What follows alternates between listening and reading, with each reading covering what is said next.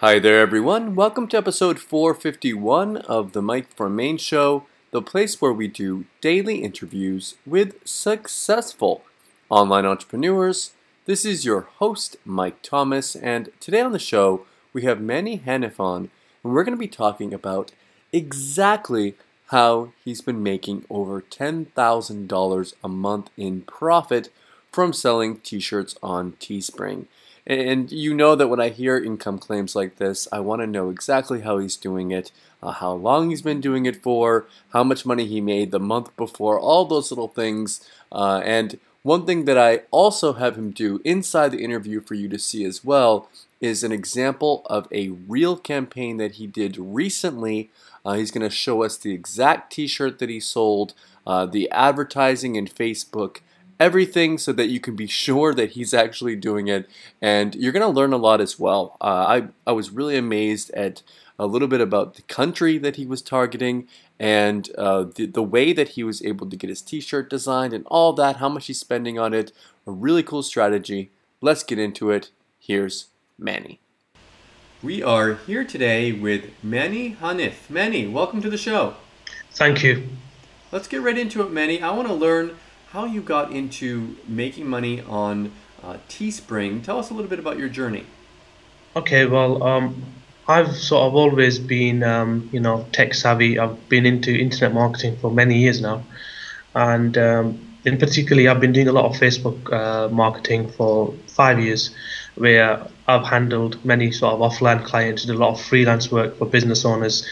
Now with Teespring, I came across this by accident. Really, it was one day when I was browsing the net, and I saw a shirt on Facebook, and I'm thinking, that's a bit weird. And it was just a normal shirt. It was like I think it was a Superman shirt, and I'm a big Superman fan.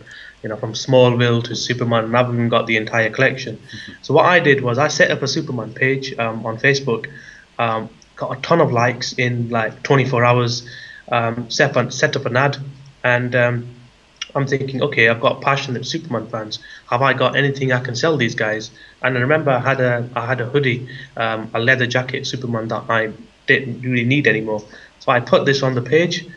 Next minute, after an hour, I've had people saying, "Wow, I want this. How do you get this?" I'm thinking, okay, I don't even need to use eBay now. I can just use my Facebook page because I'm offering a jacket. So then I became sort of really, I became clued up on the fact that you can sell clothes on Facebook, you can sell t-shirts on Facebook, and that's when I realized, people were talking about Teespring, selling t-shirts on Teespring, selling hoodies, selling tank tops, and I'm thinking, all right, there's a market there. So that's when my sort of interest in Teespring came, and that's when I started selling shirts, so I became addicted in a sense.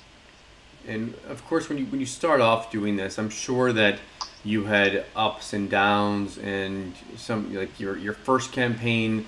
Tell us about kind of getting started, and did it go smoothly for you, or was it a learning process? Well, I had my first 7 campaigns failed. In fact, my first campaign was a guy from the band One Direction. I simply, because I've got a Facebook page with 500,000 fans for this One Direction member, I simply put up a t-shirt, and I'm thinking, wow, these people are going to go crazy. I'm going to be selling hundreds and hundreds of these t-shirts, but I didn't sell a single t-shirt because, number one, my targeting was wrong.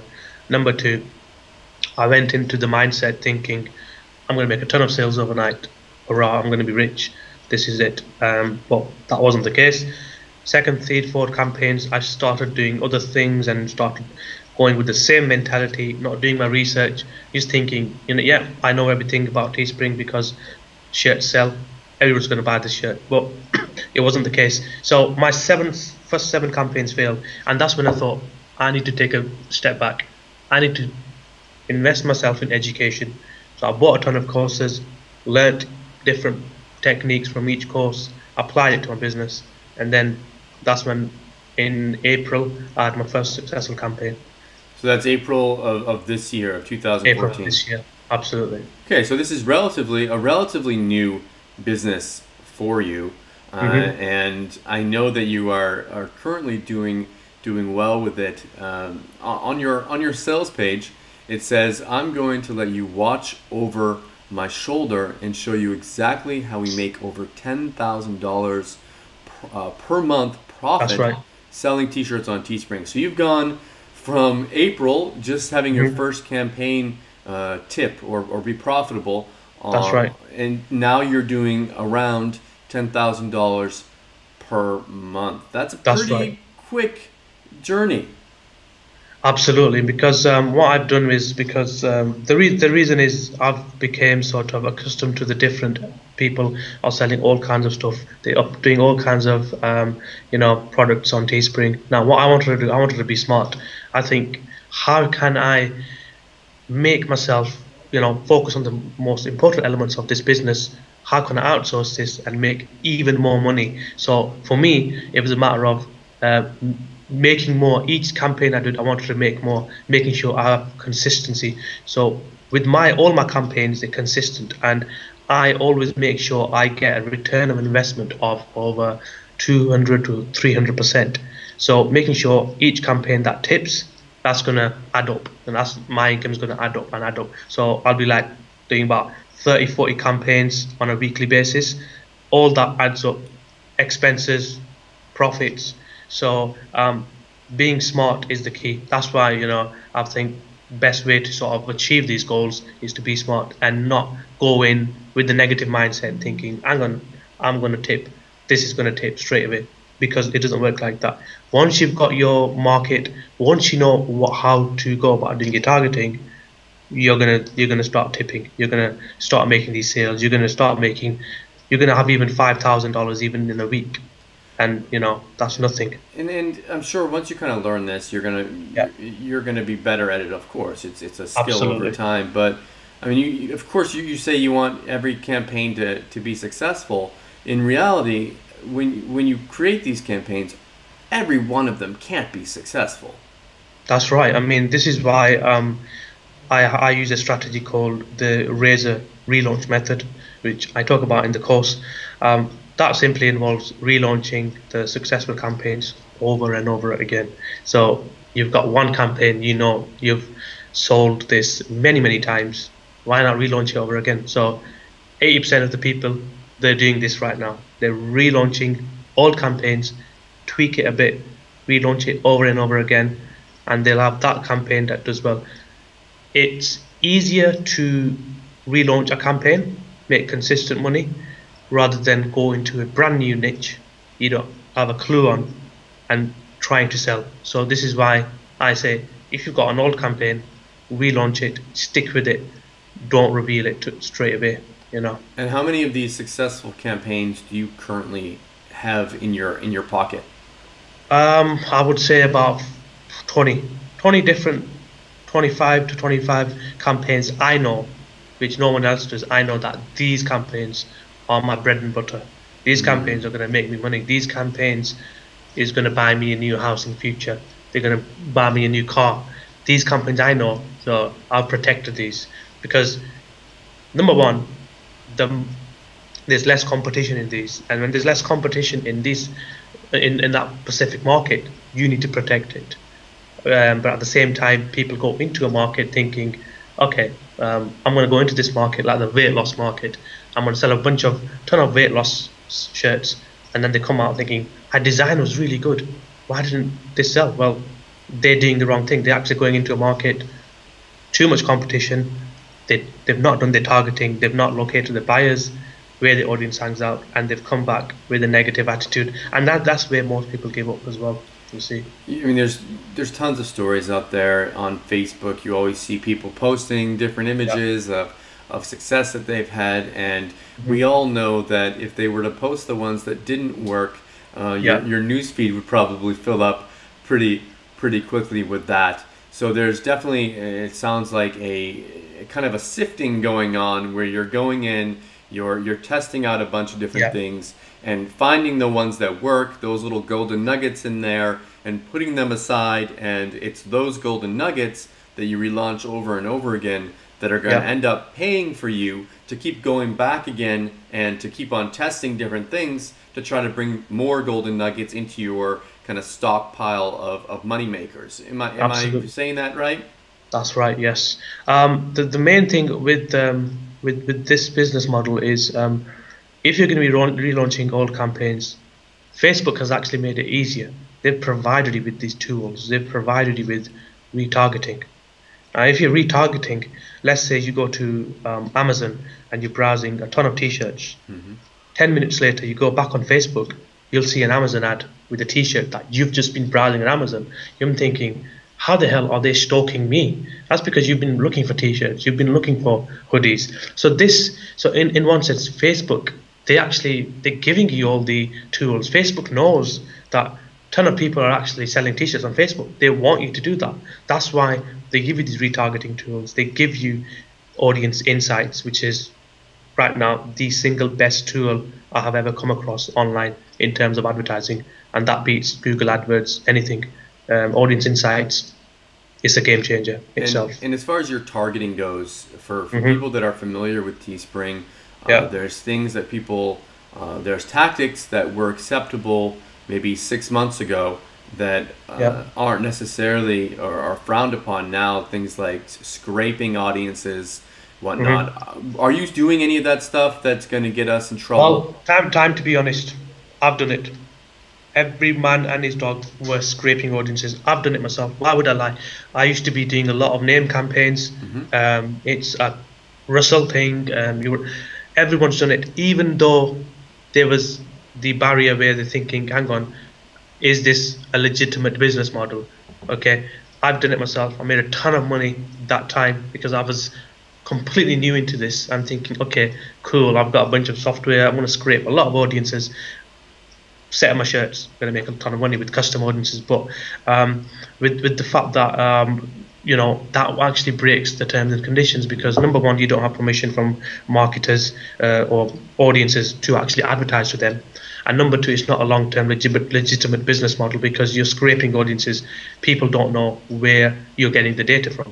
So since that got banned, I think there's more and more people who are doing even better because they're using the normal general Facebook interest tools. They're using the information and they're doing it the correct way. So, but I've done scraping audience, but for me, that is not the best way to go about selling t-shirts on Facebook, because in one sense it's actually cheating, and you don't want to base your philosophy on doing something unethical. We've all done it at one stage, but you just tend to stay away from things like that. So now what you're doing is within the Facebook ads terms of service. Absolutely, yes. I mean, everything's within the service. This is why I said, Facebook's giving you these tools. You don't even have to scrape to do well on Facebook. You can just use the general interests. You just know the targeting, and you will be successful because you don't even need to download software which breaks the terms and conditions, and in turn you're risking your account getting banned. And I've seen most of my friends who've had their accounts banned, or they've had a slap on the wrist saying, don't do it again. You see. Okay, so you're playing within Facebook's rules. That makes me feel good. What about within Teespring's rules? I know that there have been people that have gone out there and done different shirts that are like, you could go out there and take a brand name, put it on a shirt, and piggyback off a brand and be able to use their authority and their marketing message to make money from. And I know that people have problems with trademark infringements and things like that. How do you play within there? That's right. I mean, when Teespring first became really popular of this year, a lot of people were selling a ton of American football shirts. So they had like Dallas Cowboys and Seattle Seahawks.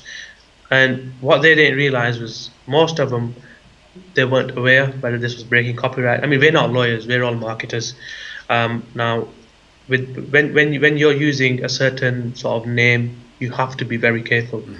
Now, 80% or 90% of these marketers, we went into Teespring thinking, okay, this is gonna sell. A lot of these different marketers sold these shirts, American football, baseball, but at the same time, in the end, they were getting notifications from companies saying Teespring was getting a lot of these cease and desist letters saying, no, you can't sell this shirt because that's going to be breaking copyright. So I think a lot of that people used to do, that's not possible now.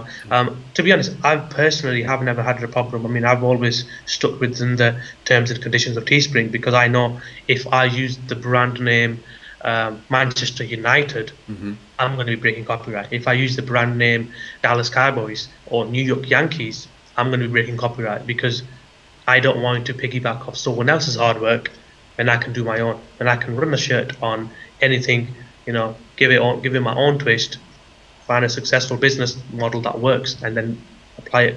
There's no need to break copyright, because that's only going to get your account shut down, and your shirt is going to get taken off, and you're not, all that money that you made, you're not going to make it. You're not going to get it. You don't want to be putting this investment in your ads and then find out that your campaign gets deleted and you've lost any kind of profit that you would have made.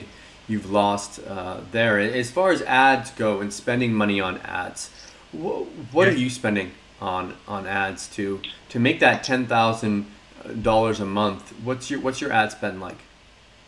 Well, my ad spend, right, I always look at ROI, return of investment. Whatever I put in, I want to make sure I'm making enough money out. So I would set a typical budget of $50 to $100 a day, depending on whether the campaign is going to tip or not. And in terms of ad spend, I always make sure that I have a spreadsheet. So anything that I put in for each campaign, I make sure that I have a very good return of investment. Anything above 100% return of investment, for me, I know that's profitable, because the more money I put in a campaign, I know I want to make enough money to go out. So on one campaign, I'll say, okay, you know what, I'm going to cash out. I'm going to cash this out early. So I'll close the campaign. I'll decrease the ad spend on it. I'll close the entire ad campaign, and I'll say, I'm just going to check out my profits. Some of the campaigns, I leave them on for 7 days or 10 days, depending on, whether this is going to sell on a larger scale, So ad spend, it always varies. It always sort of varies, but I make sure whatever I put in, I'm making more what comes out. What's the most you're going to spend to test a campaign to see if a campaign works? What's the most you're going to lose to test that and find out if it works? That's a very good question. I would say up to $100. Now, when you launch a campaign with Teespring, you should know yourself whether this campaign would do well. But how do you know that is the question.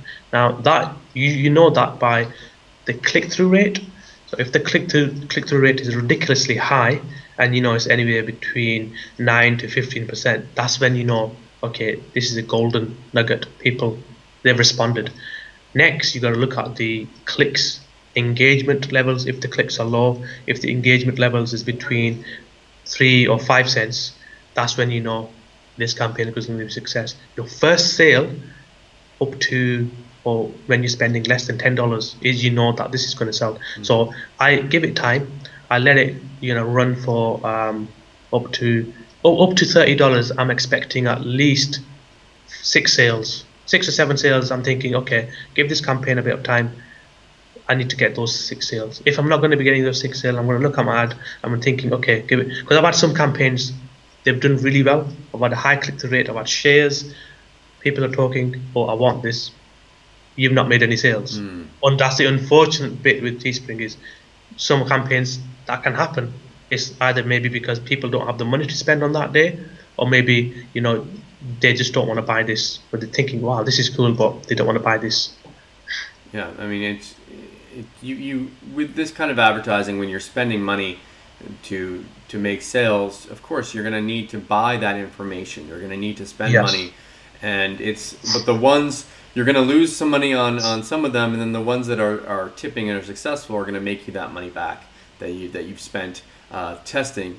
What I'd like to see is an example of a t-shirt of yours that's been successful, and a bit of a look at the ad that you used. I think that could be really helpful to all of us.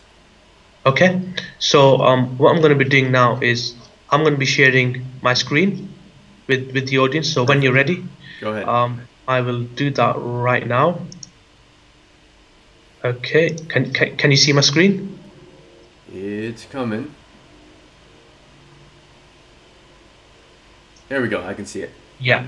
Okay, this is one of my recent campaigns. As you can see, this ended 11 days ago, I sold 128 shirts, and I sold to Singapore. I'm thinking, people thinking, whoa, wow, how this guy is selling to Singapore? Yeah. We're just going to be selling to Europe or USA. But I sold this to Singapore, and this campaign is, in fact, I mean, this was actually a quick campaign. I mean, initially when I set this up, I was thinking, okay, I'm going to be taking a risk here. So I hired my designer, my designer Gary.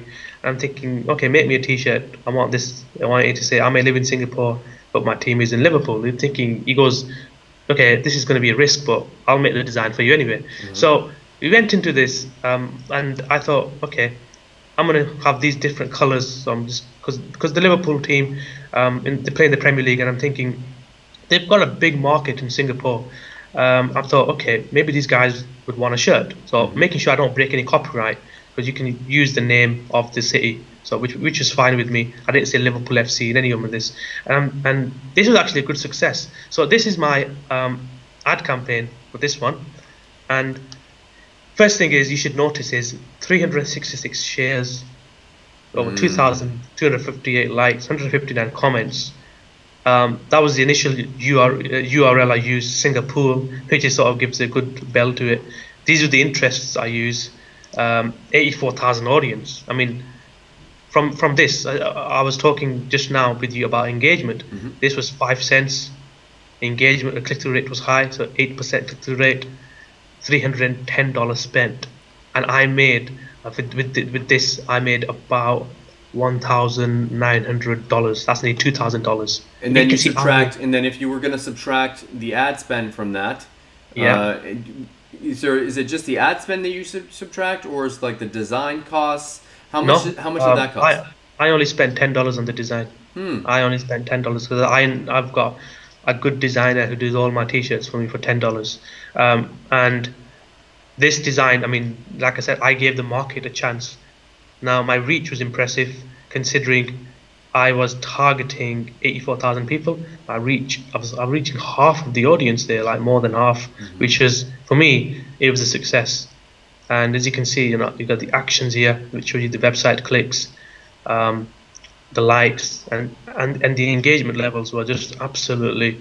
I was blown away from this campaign, because it was, to date, it was one of the most fastest campaigns in terms of sales I have ever done on Teespring. Honestly, so this was a very successful campaign.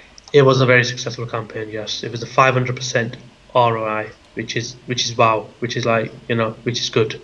And I didn't do any retargeting on this at all, just normal campaign. And I see, okay, as far as targeting goes, you targeted people that were interested in Liverpool, that were interested in I guess, is that a player, Steven Gerrard? Yeah, Steven Gerrard. Yeah, he plays for Liverpool. He's the captain. And Liverpool Football Club, Liverpool Store.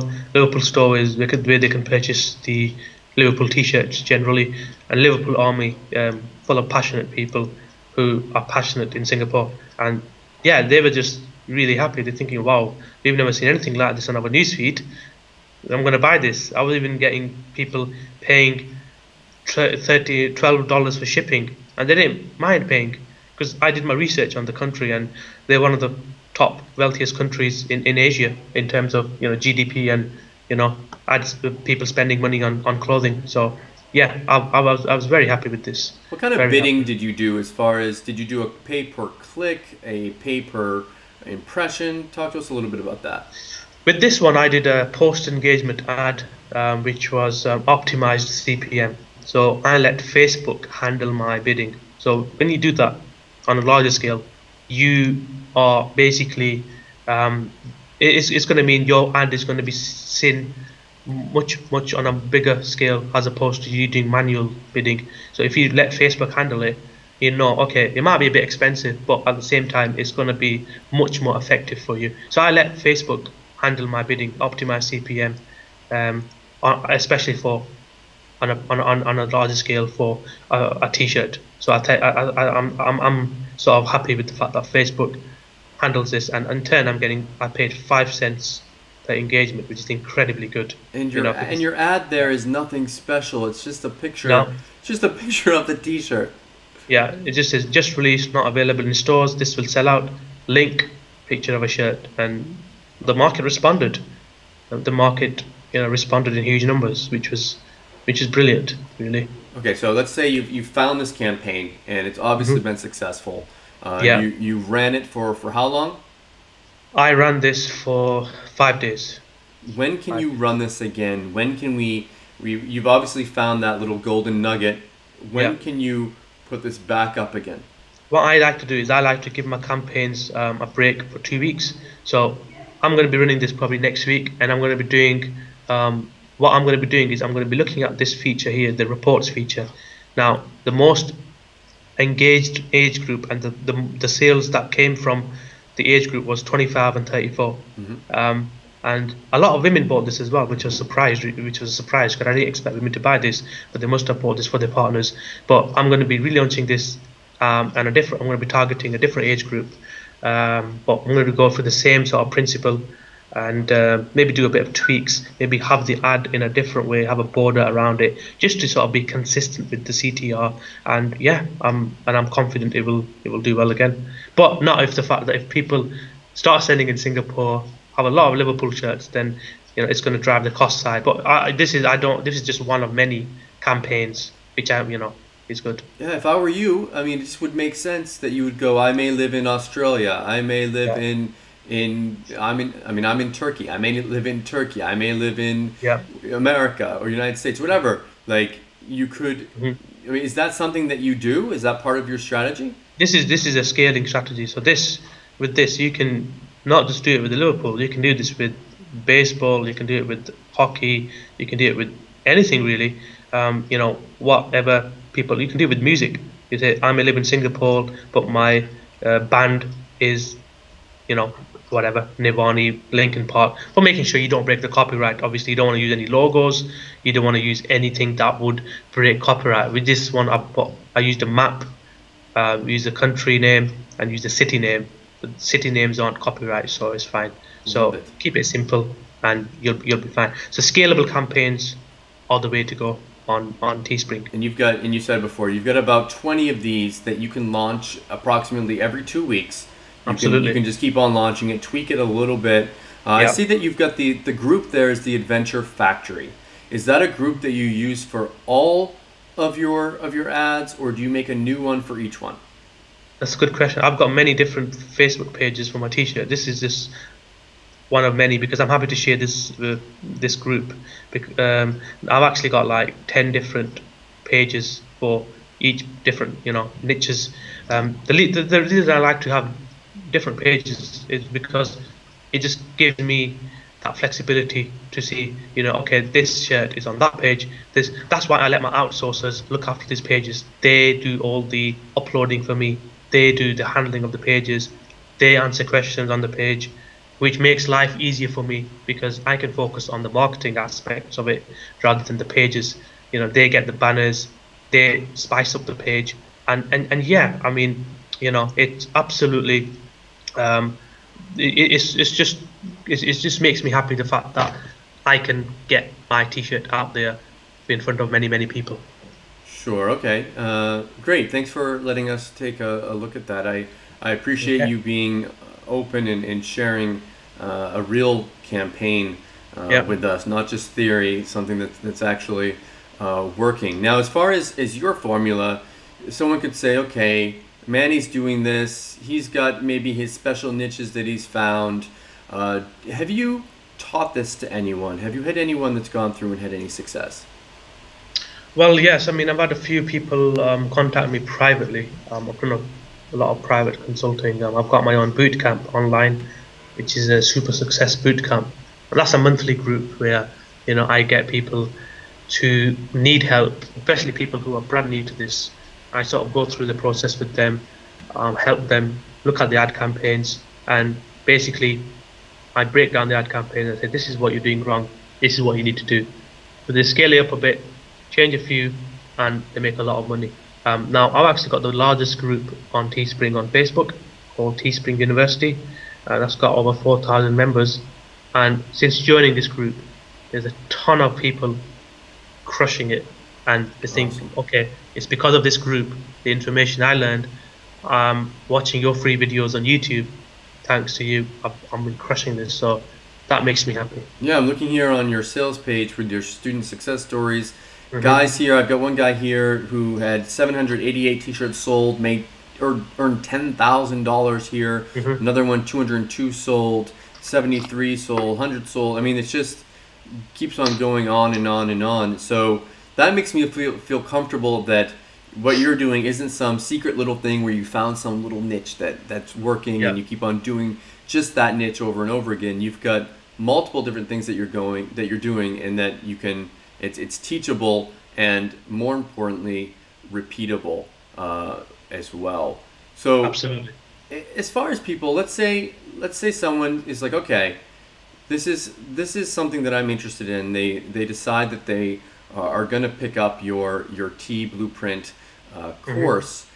What's the reason why someone would get it, go through the course, and then not have success with this? What would be the biggest thing that they're going to come back and go, this doesn't work, and what's going to be the main reason for that? I think the main problem right now with people is fear, the fear factor. They're scared of going the extra mile.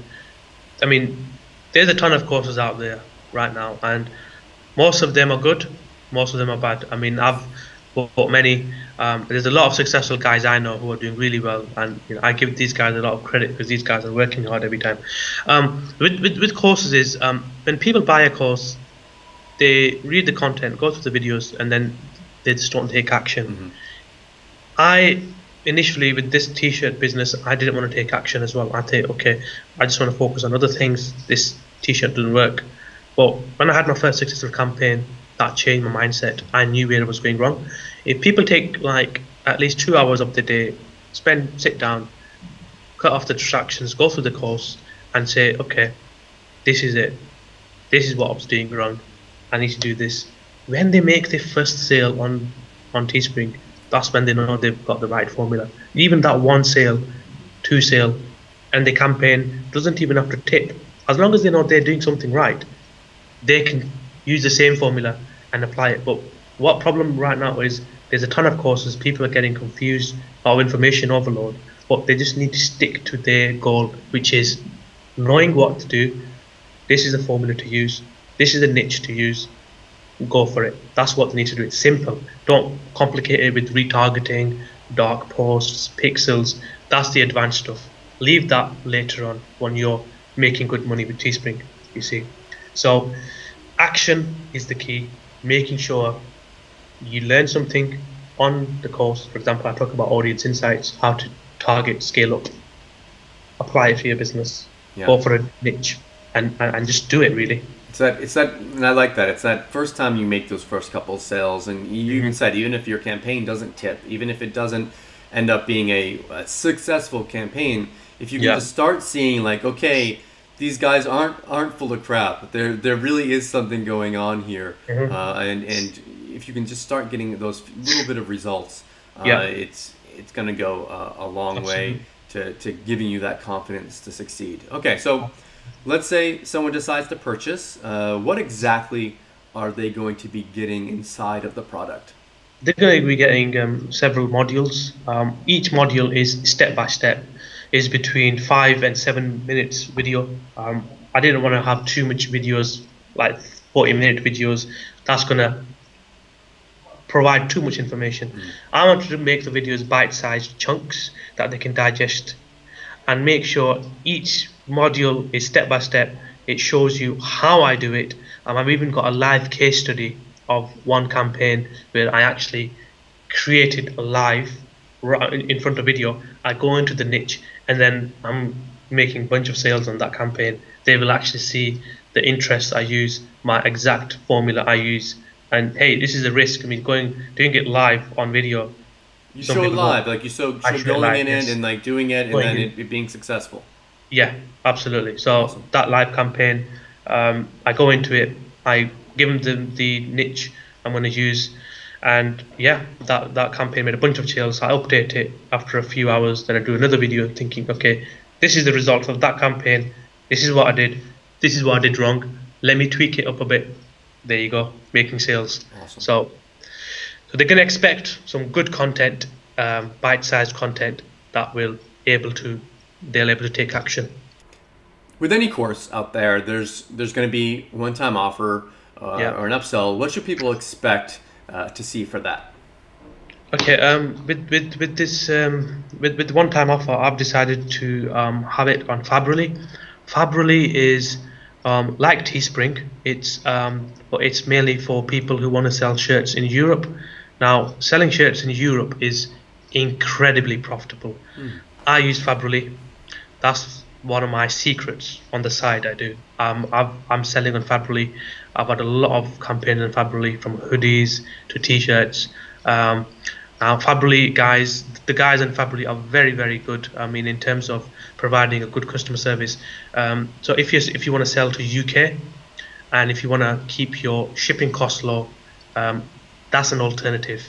The reason I really recommend Fabrily is because the conversions for Fabrily have been outstanding, because there's not many people who are selling on Fabrily at the moment, and for me, that's a secret weapon for Europe. Is this something separate from you talk about your 20 campaigns that you've got your golden nuggets? Is this part of that, or is this separate? No, this is completely separate. This is an alternative to selling on Teespring, and this would. So if anyone sells on Teespring and they're focusing on USA, Canada, Australia, if they want to truly expand and put the t-shirt business on steroids, they need to use Fabrily as well. That's for selling to Europe. That's for selling in the UK. Because if you use Teespring to sell to the UK, shipping costs are very much high. With Fabrily, that reduces that. So that actually, would reduce the shipping costs, and at the same time, you can go using the same niches that you would in USA, but sell them to the UK audience. So again, that's a big golden sort of untapped resource that many people haven't used, but more and more people are actually creating campaigns now. How much of your income is coming from there? Oh, that's a good question. I think last month I did about $3,000 on that alone on Fabrily, and I've also been running a lot of fundraiser campaigns on Fabrily, because I've got a fundraiser page right now I'm running. It's got nearly 96,000 fans, which I managed to get within 2 weeks, and I generated over £10,000 for charity. That was around what, $20,000 $20,000, yeah. That was within 2 weeks, using the same techniques for charity. Yes. That was. So you're not just about making money for yourself; you're also about making money for charities as well. Are you making any money from that, or is that completely charitable? Completely, 100%. The hoodies the hoodies I sold, and the t-shirts, and the Just Giving page that I used, everything went to the charity. So pretty much makes me happy the fact that use my marketing experience, my marketing expertise, apply it, use it for good faith, and knowing that someone's going to wear that hoodie for a good cause is even better feeling for me, because hey, that's good. It's got the logo on, and I'm happy. That's a really cool thing. Do they know what you're doing? Did you talk to them about it, or did you just say, I'm going to run this and I'm going to then take the profits and donate it to charity? Are you working? No, the audience who were donating and the audience who was buying, they had a special badge on the page. It said verified donation. So verified donation means this is going 100% to charity.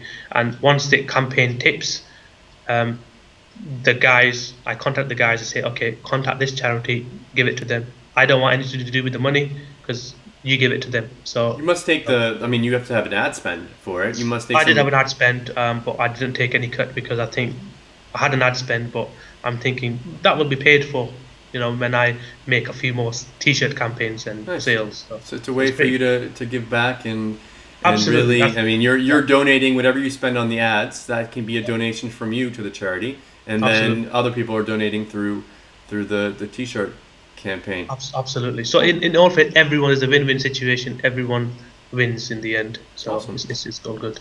And I think there's is that the T Blueprint Plus? Is that what that product would be with the Fabrily?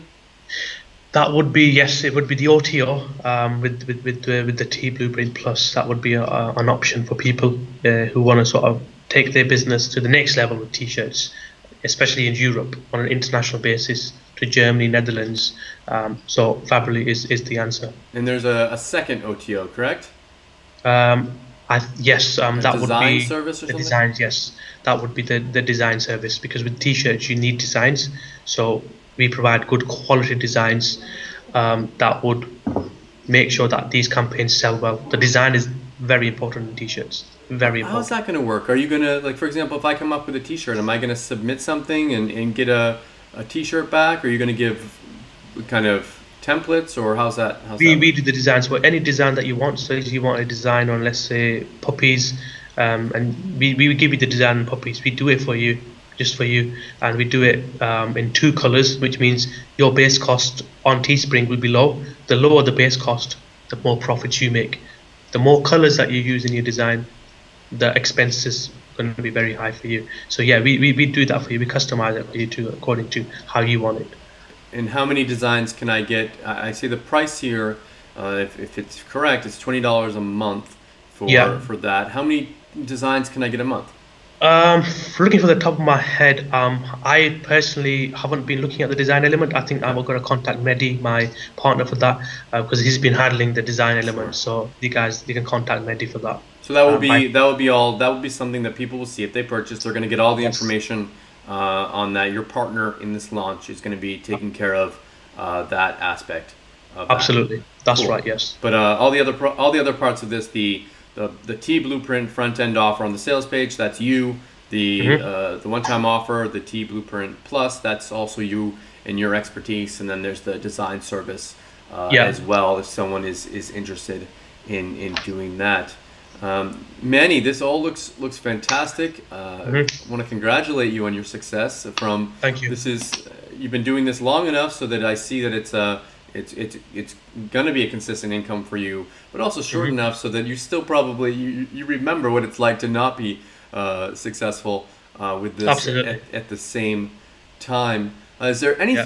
anything that you wanted to say? Anything that we forgot to mention before we finish up? One golden nugget I'd give you is anyone who wants to go into this business model, they need to check out audience insights. And I know I've touched upon that. They need to check out audience insights, go to the different countries, type in general interests on audience insight. Audience insights can be accessed on the ad manager. It's been rolled out for everyone now. Spend like 10 minutes or 15 minutes on audience insights. They will get a lot of golden nuggets, just information from there that would give them targeting strategies. For example, if they type in puppies or dogs or golf, they'll find untapped pages that they can target for t-shirts. So It'll just be kind of go in absolutely there cool. and start playing around with it and just to see Absolutely. It's what it basically a does. game changer. It's changed everything for me. Everything. It's the single best tool um, on Facebook or anywhere that I've used that gives me the most detailed information on where my audience is. It's amazing. If someone was gonna hold a gun to my head and say choose one audience right now on Facebook or advertising that you would use, I'd say audience insights. Since the days of word tracker when people used to use Google, Hmm. I would use audience insights. It's And you amazing. talk all about how you use that inside the course. Absolutely detailed. Absolutely. Manny, again, it's been a pleasure. Thank you so much, and best of luck with your You're launch. welcome. Thank you very much, Mike, and you have a great day. I hope you enjoyed the interview today with Manny. If you are interested in picking up T Blueprint, the official launch time is going to be 9 a.m. Eastern on Monday, August 4th. But if you come back between 8 to 9 and you pick it up during that time, you're going to get a special early bird discount. And of course, you'll be able to get my bonuses either way. So make sure you look out for an email from me around 8 o'clock. I'll be sending out a message and reminding you about the early bird discount. And if you're not on my list, click right over here and get on it. Thank you so much for watching, and I'll see you all tomorrow.